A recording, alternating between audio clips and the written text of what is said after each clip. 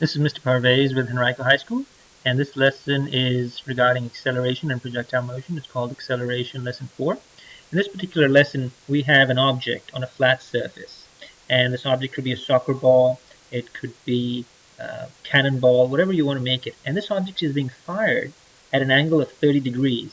So the theta is 30 degrees. In different problems, you may have different angles. I'm going to use 30 degrees. The initial velocity that is being fired is at 60 meters per second.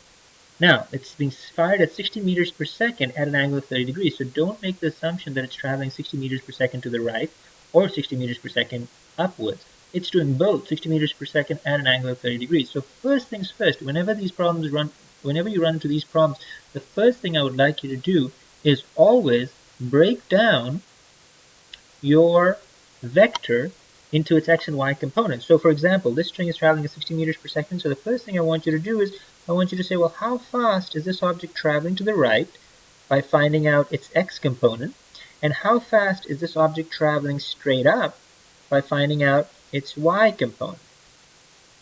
Okay, so these arrows aren't as straight as they should be. Hopefully you're using a ruler. So this I'm going to call the initial velocity in the y direction, and the horizontal component, I'm going to call it the initial velocity in the x direction.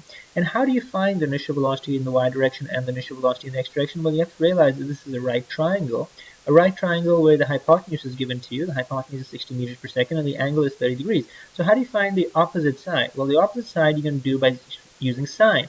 So sine theta, as you remember, is opposite over hypotenuse.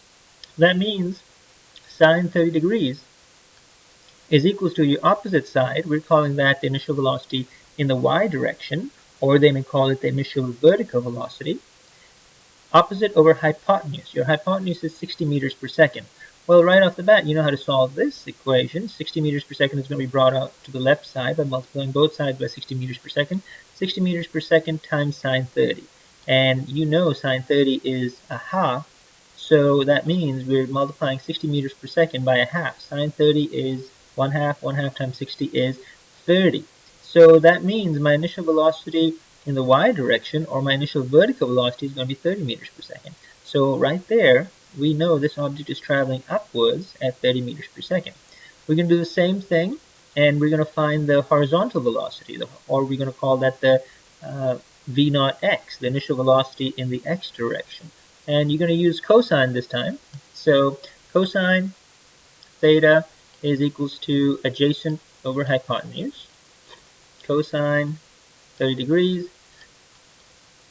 My adjacent side is v naught x. My hypotenuse is 60 meters per second. I'm going to multiply both sides by 60 meters per second.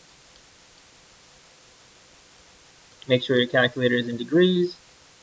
And your v naught x is going to come out to be 51.92. We're just going to round that to 52 meters per second to keep our drawing from getting too crowded. So I'm going to round this to 52 meters per second. Please feel free to leave it as 51.92 or whatever your calculator gives you. Today I'm just going to round it to 52 because my goal is to show you how to solve these problems. You can decide how much you want to round depending on the activity you're working on. So this tells me that this object is traveling at 52 meters per second to the right. Now we're going to fire this object in an atmosphere where there is negligible air resistance. So it could be a vacuum, or you could have a situation where there's no resistive forces on the x-axis. So if it's a vacuum and there's no air resistance, that means this cannonball is traveling at 52 meters per second to the right, and it's going to continue traveling at 52 meters per second to the right. That means it's going to cover 52 meters every second. So what you can do is keep in the back of your mind, if the initial velocity in the x direction is not changing, you can call it your velocity in the x direction, your average velocity in the x direction. You can call it your average velocity in the x direction because it's not changing. So just keep that in the back of your mind, that we will call our initial velocity in the x direction our average velocity in the x direction because it's not changing. However, we cannot apply this idea to the vertical velocity because the vertical velocity is changing, and the vertical velocity is changing because it is constantly going against the acceleration of gravity. And the acceleration of gravity, I'm writing it down as negative 10 meters per second squared. You can choose to write it as negative 9.81 meters per second squared. Gravity always points downwards. So as the cannonball goes up, the vertical velocity, the velocity that's taking the cannonball upwards, is going to slow down till the cannonball reaches its highest point. and then the cannonball is going to come back down, and the vertical velocity is going to increase because then it's going to go with the acceleration of gravity as opposed to against the acceleration of gravity. Keep in mind also that two things are happening. The cannonball is traveling towards the right, and it's traveling up and then back down. So instead of just going up and straight down, the cannonball is going to actually make a parabolic path. So it's going to travel like a projectile. So keep that in mind, that this problem differs a little bit from the previous problem, because in this case the object is moving sideways as well as it's moving up and then back down. So the path this projectile is going to take is going to look something like this. Cannonball is going to travel through the air, and then finally it's going to hit the ground. Now, a couple of things you want to know right off the bat. Right off the bat, you want to know that at this point, when the cannonball reaches right back down compared to where it started off, right before it hits the ground, you know that this point is going to be identical to this point. So that means everything is going to be the same. That means that the velocity it's going to hit the ground with is going to be 60 meters per second. And the angle is still going to be 30 degrees. So let me correct that. That arrow is pointing in the wrong direction. So this velocity is going to be 60 meters per second. And I'm going to label it 60 meters per second. And that means that its velocity in the x direction and the y direction are going to be identical to the ones that we found up here, 30 meters per second and 52 meters per second. So the velocity over here is going to be 60 meters per second. The x velocity is going to be identical to what we start off with. So this is going to be 52 meters per second. The y velocity is going to be identical to what we started off with. The y velocity is going to be 30 meters per second, but I'm going to write it down as negative 30 meters per second because now it's pointing downwards.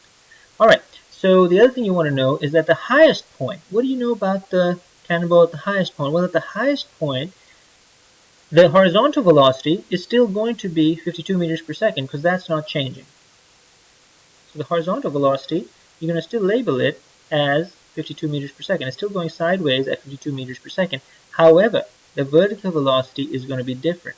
See, because as the ball goes up, the vertical velocity diminishes because it's going against the acceleration of gravity. Gravity is slowing it down by 10 meters per second every second.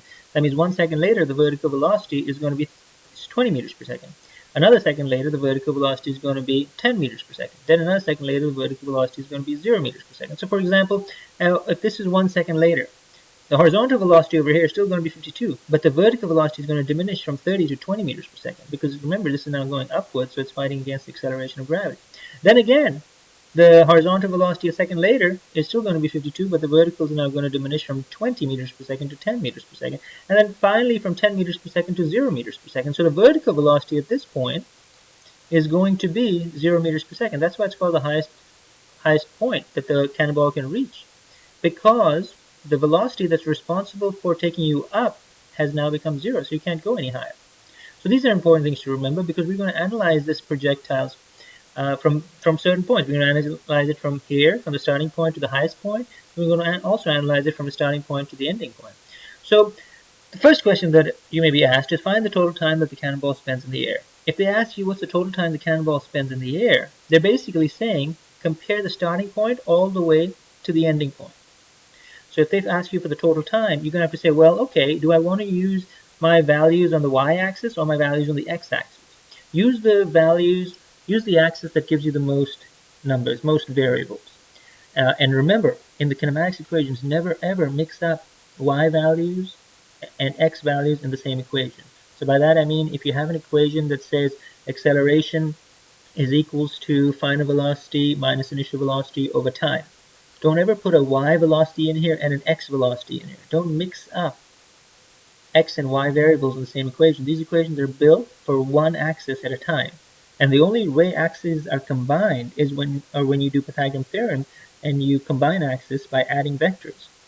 So for example, here's a great example. They ask you find the total time the ball spends in the air. So you're going to say, okay, I'm going to use my acceleration equation, and I'm going to rearrange it for time. Time is equals to final velocity minus initial velocity over acceleration. I'm going to use my y variables, because on the x I have very little information. The only information I have on the x is that it starts off at 52 meters per second and it continues at 52 meters per second. The average velocity and the x velocity is 52 meters per second. But on the y-axis, I know so much. I know one extra thing. I know the initial velocity is 30. I do know the final velocity is negative 30, but I also have the acceleration is negative 10.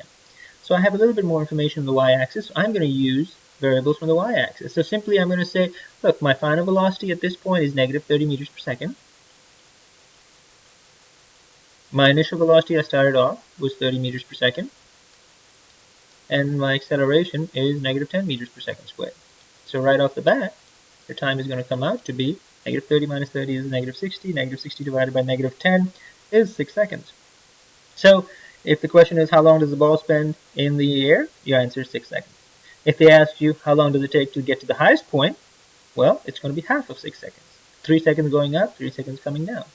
So you can do it just simply by that, by taking the total time and dividing it by 2. If you don't want to do it that way, and you want to find the time to get to the highest point a different way, you can come back and you can use your acceleration equals final velocity equals minus initial velocity over time equation once again. And if you want to analyze the time to get to the highest point, so that means from the starting point to here, and then you can say, okay, what's my final velocity? Final velocity over here, I'm going to use y variables again, variables on the y-axis. My final velocity is now 0. So 0 minus my initial velocity is still 30. And then you're going to divide it by negative 10 meters per second squared. And when you do that, negative 30 minus 10 is 3 seconds, exactly half of what we started off with.